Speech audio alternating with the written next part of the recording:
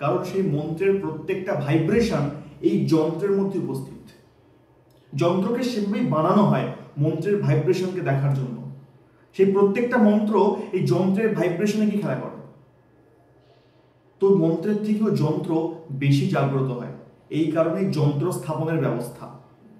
এবার যদি শ্রীযন্ত্র নিয়ে আলোচনা করতে যাই তাহলে বোঝা যাবে যে এই যে চারটে কোণ দেখতে পাচ্ছি মানে স্কোয়ার শেপটা, এই স্কোয়ার শেপটা আমাদের পৃথিবী তত্ত্বকে বোঝায়। আর এই যে গোল শেপ দেখতে পাচ্ছি, গোল শেপটা বোঝায় আকাশ তত্ত্বকে। আর নিচের দিকে অধোমুখের যে ত্রিভুজাকৃতির চিহ্নগুলো দেখছি এগুলো শক্তির প্রতীক, প্রকৃতির প্রতীক। আর ঊর্ধ্বমুখী যে চিহ্নগুলো দেখছি ত্রিভুজাকৃতির, এটি স্বয়ং শিবের প্রতীক। অর্থাৎ এখানে স্ত্রী আর পুরুষের শক্তির মিলন করছে। আবার এদিকে পঞ্চতত্ত্বের একটা দারুণ সংমিশ্রণ রয়েছে।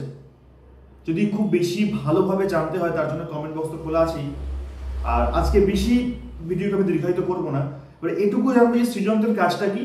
সৃজনন্ত্রের কাজ হচ্ছে যে কোনো বাস্তুদোষকে খণ্ডন করার ক্ষমতা সে রাখে এবং তার সঙ্গে সঙ্গে ঐশ্বর্য, ধনবৃদ্ধি, সুখ, শান্তি ইত্যাদি ইত্যাদি তো অব্যর্থ কাজ করে।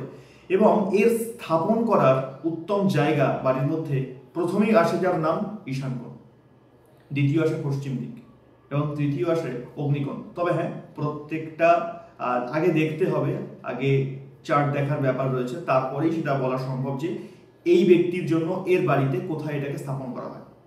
সৃজনন্ত্র আমরা আজকে একটা দেখছি যে স্কোয়ার শেপে রয়েছে, এটা কখনো পিরামিডের আকারেও দেখতে পাবো, কখনো ক্রিস্টালের মধ্যেও থাকে, বিভিন্ন ধাতুর মধ্যেও থাকে, বিভিন্ন শেপ থাকে। কিন্তু প্রত্যেকটা শেপ, প্রত্যেকটা যন্ত্র প্রত্যেকের জন্য নয়, প্রত্যেকের জন্য স্পেসিফিক আলাদা আলাদা ব্যবস্থা।